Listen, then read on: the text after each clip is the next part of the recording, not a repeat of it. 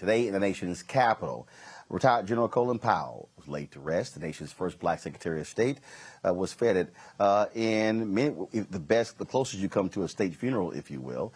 3 former presidents were there. President Joe Biden was there. I'm sorry, 2 former presidents. President Joe Biden was there. Former President Barack Obama, former President George W. Bush. They were all in attendance. Dignitaries from all across D.C., power brokers were there to pay their respects to General Colin Powell. Here's some of what took place today at the National Cathedral. And acknowledge Alma Powell, Michael and Jane Powell, Linda Powell, Anne Marie, and Francis Lyons, and the grandchildren. We're here for your father, your husband, your granddaddy, and quite a turnout it is. If I may, President Biden, Dr. Biden, thank you very much for your attendance, particularly after the arduous trip. President Obama, Mrs. Obama, thank you so much for being here, and thank you for leading our nation for 8 years with wit, wisdom, and dignity. And President and Mrs. Bush, thank you so much for being here. You led our nation through the horror of 9/11, did not let us take counsel of our fears, and brought us out the other side on this war on terror. Thank you. And Mrs. Clinton, so what do I say? Do I say First Lady? Or do I say Secretary Clinton? Or Senator Clinton? I think I'll just content myself by saying we thank you for your years of service to our nation. My heart is sad, for I have lost a friend. Alma, Michael, Linda, and Anne Marie, the remarkable Powell family, I'm grateful to you for inviting me to share my thoughts in this hour of celebration and remembrance. In 1993, when I began serving as America's ambassador to the UN, General Colin Powell was already in his final months as chairman of the Joint Chiefs of Staff. At White House meetings, I came equipped with a yellow pad. He brought a laser pointer and an array of multicolored slides. I wore a pin. He wore a lot of medals. I was a mere mortal female civilian.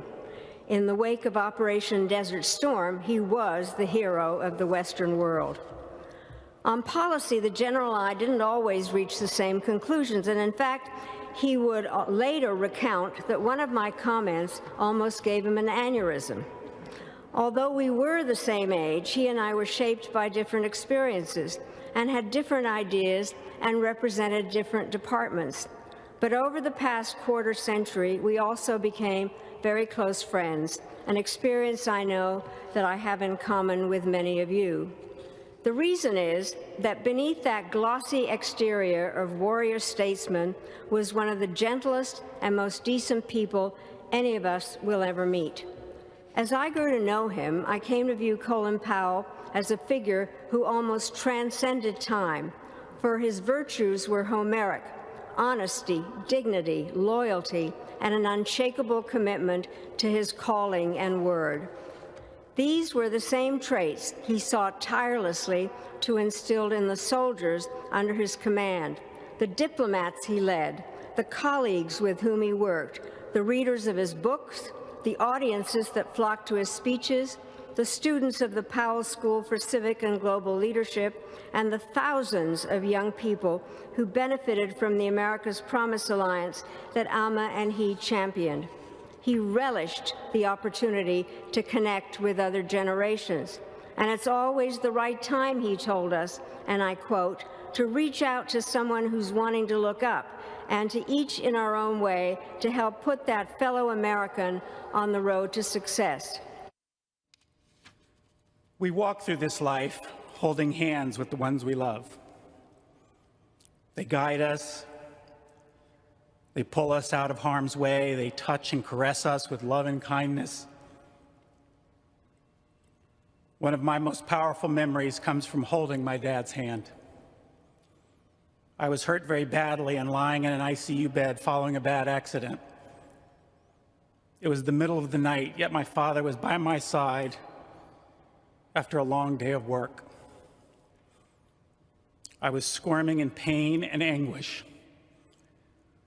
Without a word, he just took my hand and squeezed it with a father's love.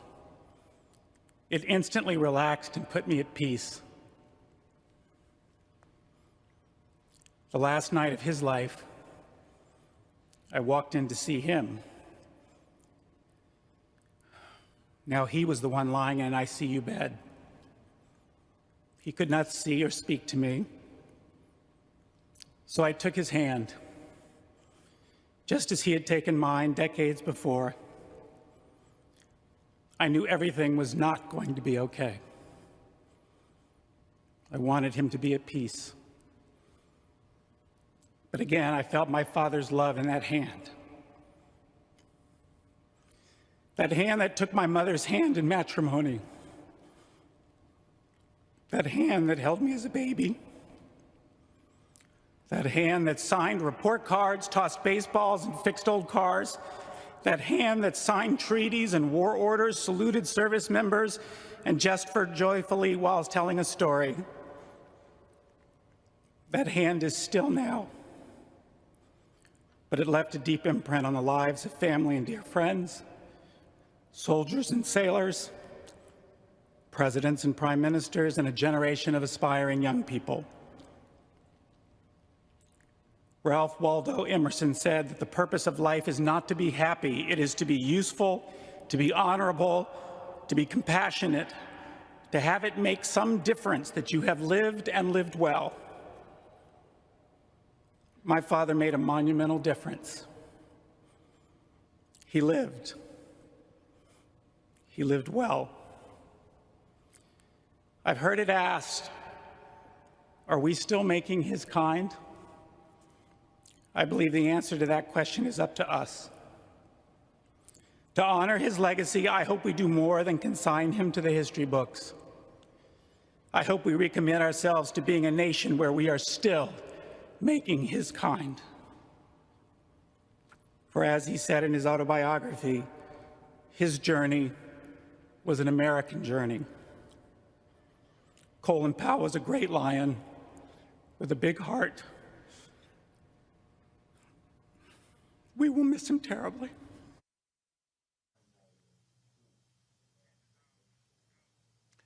You know, Michael, a couple of weeks ago, we were in Atlanta for the Global Hope Forum, and I interviewed Ambassador Andrew Young, and I posed the question to him about Colin Powell. There was some who criticized, saying that he was not fully in touch with his blackness and was not really identifying with African Americans.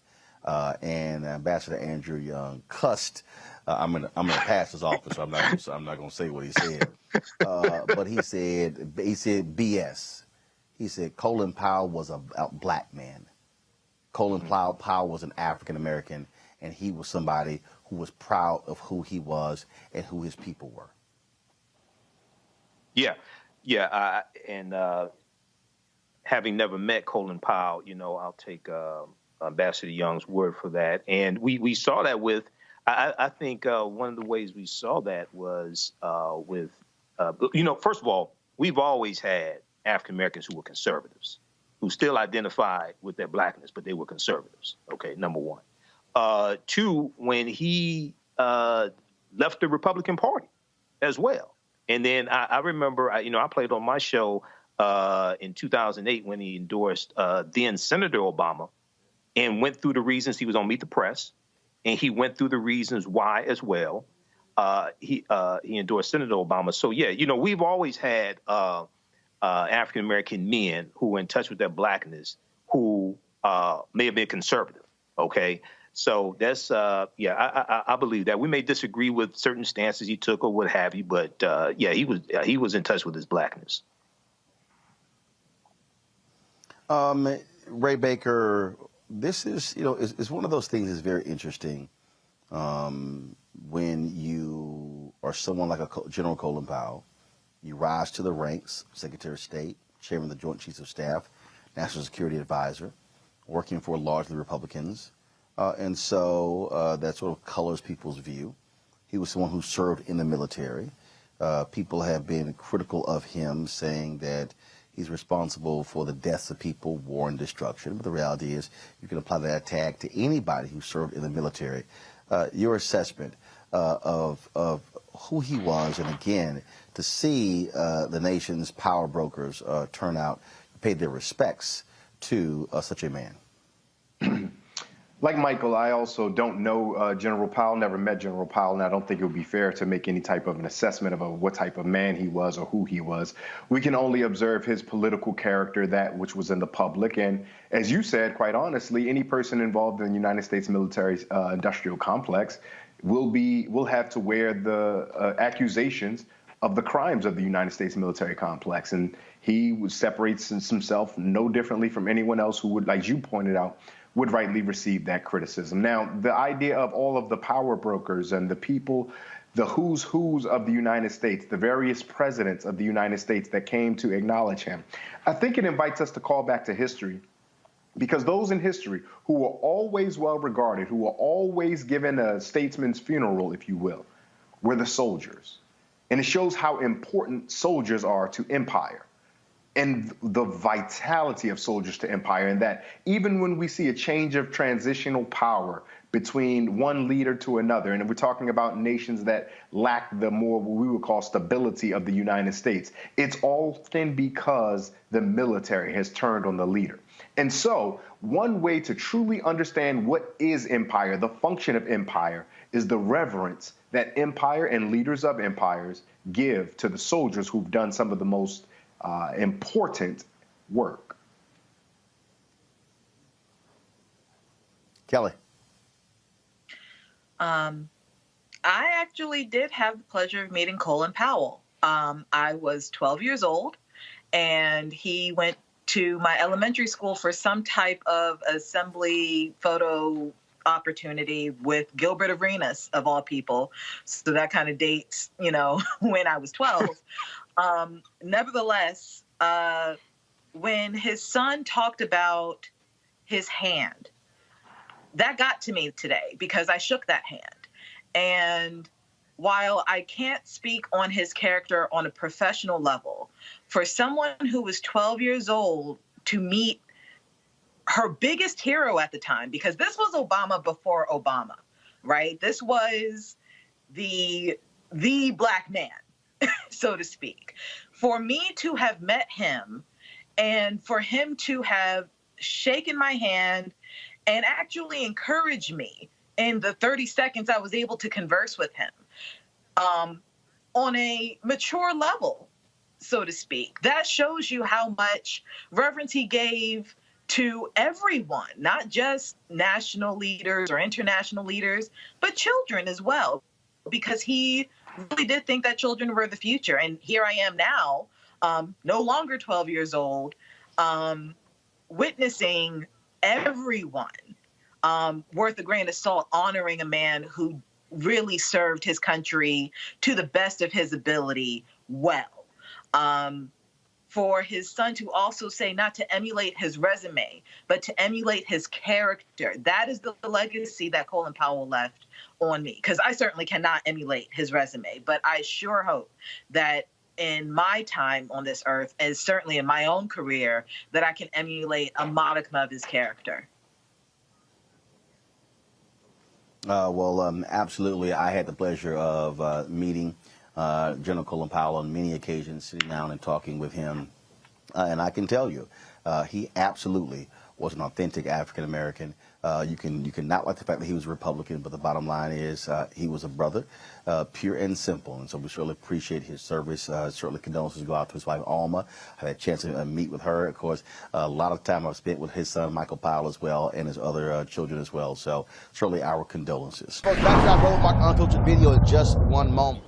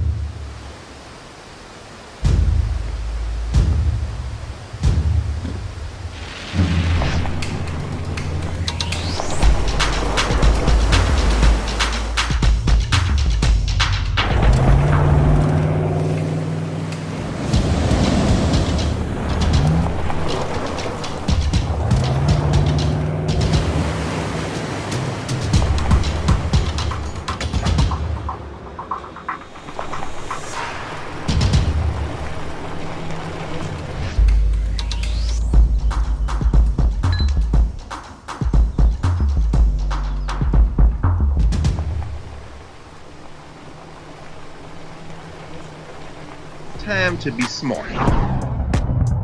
Roland Martin's doing this every day. Oh, no punches! Thank you, Roland Martin, for always giving voice to the issues. Look for Roland Martin in the whirlwind, to quote Marcus Garvey again. The video looks phenomenal, so I'm really excited to see it on my big screen. Support this man, Black Media. He makes sure that our stories are told. See, this difference between Black Star Network and Black-owned media and something like CNN. I got to defer to the brilliance of Dr. Carr and to the brilliance of the Black Star Network. I am rolling with Roland all the way. Honored to be on a show that you own. A black man owns the show. Folks, Black Star Network is here. I'm real revolutionary right now.